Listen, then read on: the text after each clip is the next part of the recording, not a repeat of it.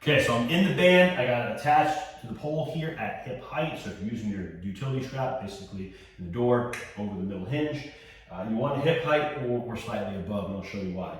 So I'm gonna go ahead and do forward lunges. I'm gonna show you two variations.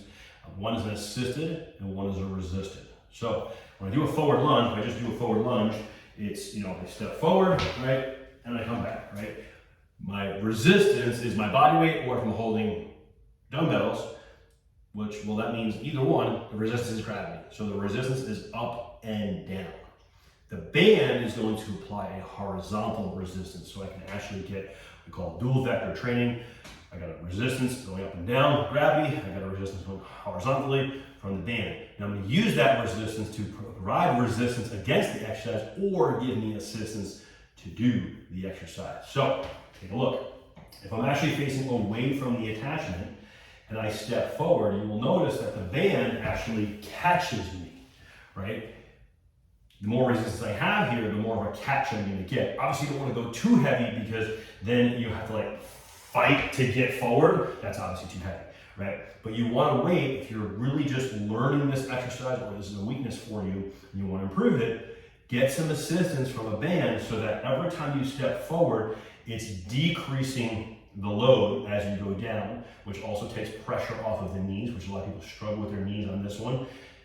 One, the load, but two, how they're positioned. The band is also going to help with positioning because the band is trying to pull my hips back, which is a common mistake when people do any kind of a lunge.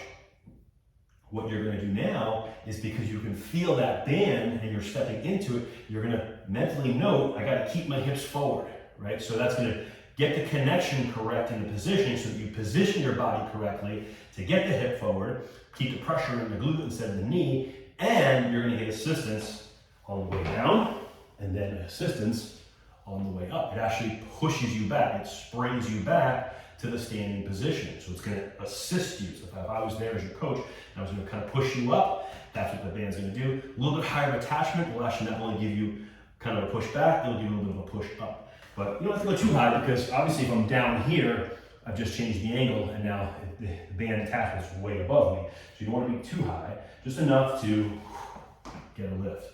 Now if I spin around, it's the exact opposite.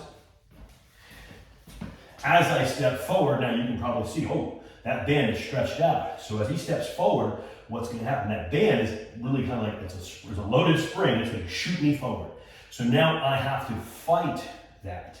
I have to really pay attention to my deceleration so all this force isn't going into my knee. I want to absorb it with my glute with a really good sit back and push, right? So again, I've got the band here reminding me, it's actually helping me in this case. It's bringing my hips where I want it. And it's a good reminder as it shoots me forward I'll stay here for a second, to keep the hip forward, not back, right? And then I gotta fight up against that resistance. So I gotta decelerate and accelerate. So I gotta fight the load and then fight the load, right? Both ways. So a really cool way to change up your forward lunge, and by whichever way you face, it's either gonna assist you or resist you. So depending on what level you're at, choose accordingly, right? So you would think of a progression as an assisted forward lunge to a no band forward lunge to a resisted forward lunge.